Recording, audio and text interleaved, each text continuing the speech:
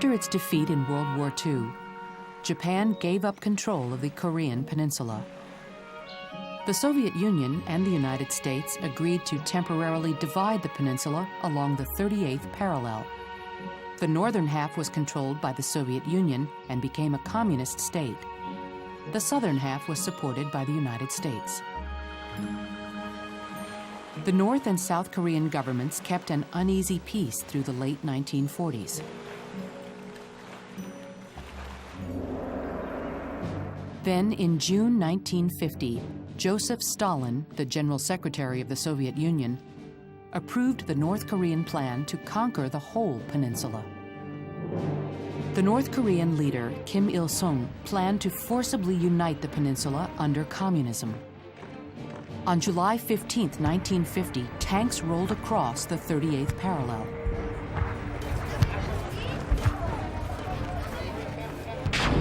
Nearly 100,000 well-trained and well-armed combat troops swarmed into the south, meeting little resistance from the South Korean army.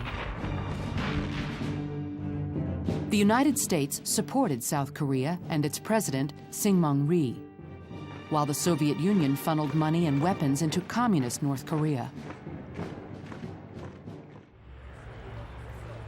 President Harry S. Truman was afraid that the North Korean invasion was just the beginning of a Soviet plan to conquer the free world. He believed that the real threat was a Soviet invasion of Western Europe. Meanwhile, Communist China's chairman, Mao Zedong, was determined to stand by the North Korean communists. He feared the growth of American power in East Asia. The Security Council of the United Nations called an emergency session. With the Soviet Union absent, the Council passed a resolution urging members to help South Korea defend itself against the attack. In June 1950, American troops were rushed to the aid of South Korea. But the American and South Korean forces were quickly overwhelmed. By September 10th, the South Korean army and a small American force had been driven down to the tip of the peninsula. The UN Security Council appointed American General Douglas MacArthur to take command of all United Nations forces in Korea. We were informed that there would be no more retreats, that we would stand, hold our positions, no more withdrawals, and that if we had to, we'd have to die in that position. And that's the way it was stressed to us, that we had to hold. General MacArthur decided to take a daring gamble. On September 15, 1950, UN forces landed at Incheon on Korea's west coast. The North Koreans could not resist the attack, and MacArthur's troops took advantage of their weaknesses.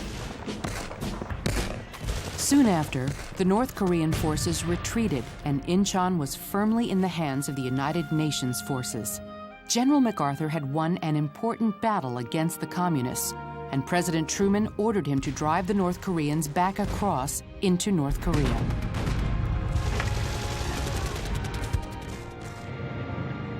MacArthur was given permission to cross the 38th parallel, separating North and South Korea, to completely destroy the North Korean army. Alarmed by the advancing UN forces, Chairman Mao Zedong ordered more than 150,000 Chinese troops into North Korea to save the North Korean government and protect China. Earlier that same day, General MacArthur had guaranteed Truman that China would never enter the war. By the end of 1950, the North Koreans and their Chinese allies had succeeded in driving all United Nations forces back below the 38th parallel.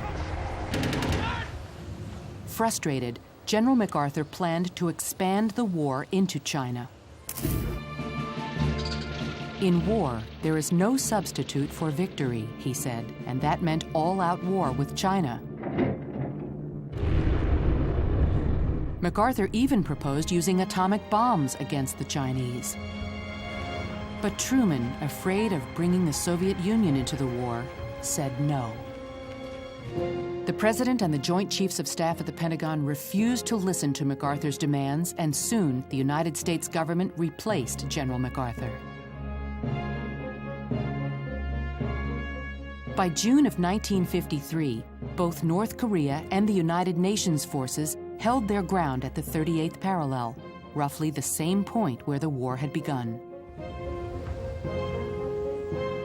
Physically and emotionally spent, both sides agreed to discuss a truce. The combatants agreed to an armistice in July of 1953 and signed the agreement ending the war on July 27, 1953. America's soldiers, battle-weary and worn, were happy to have made it through the nightmare. But for Koreans, the divisions continued to grow. While leaders on both sides have tried to bring people on this shattered peninsula together, anger and distrust have continued to keep the North and South apart.